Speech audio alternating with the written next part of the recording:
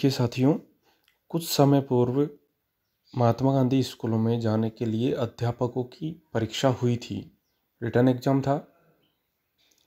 Written exam qualify करने के बाद में उनमें इंटरव्यू लिया जाना था।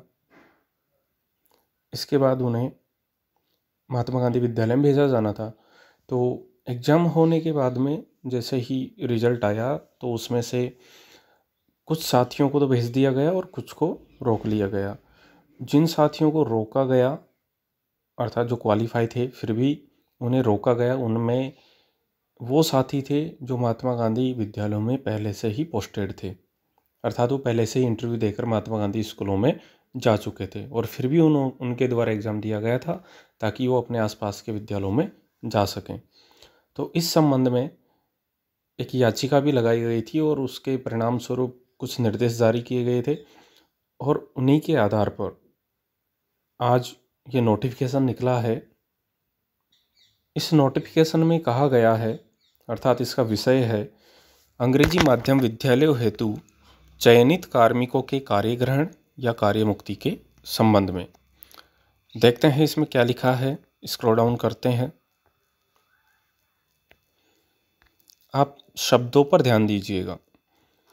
उपर्युक्त विषयांतर्गत प्रासंगिक पत्रों के द्वारा अंग्रेजी माध्यम विद्यालयों में चयन परीक्षा उपरांत पात्र अभ्यर्थियों के चयनोपरांत पदस्थापन के संबंध में दिशा निर्देश जारी किए गए थे।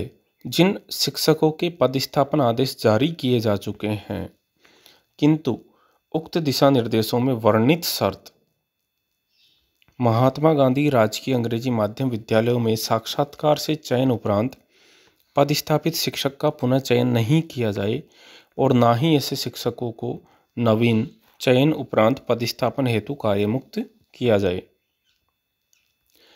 इस शर्त के कारण कार्यमुक्त या कार्यग्रहण नहीं करवाया गया है। यहाँ पर ध्यान दीजिए, देखिए, इस शर्त के कारण कार्यमुक्त या कार्यग्रहण नहीं करवाया गया है तो ऐसे साथियों को महात्मा गांधी राजकीय अंग्रेजी माध्यम विद्यालय अर्थात नवीन पदस्थापन स्थान हेतु कार्यमुक्त या कार्यग्रहण की अनुमति प्रदान की जाती है। तो यहाँ पर यह अनुमति प्रदान कर दी गई है।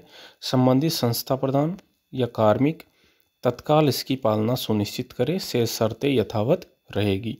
तो ये है इस आदेश में और आप शर्त देख सकते हैं इसमें क्या शर्त थी।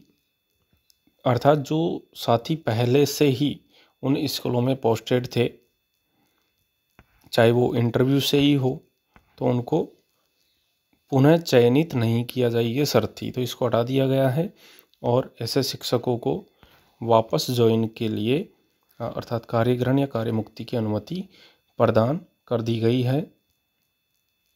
अर्थात अब वे नवीन विद्यालयों में पदस्थापित हो सकेंगे।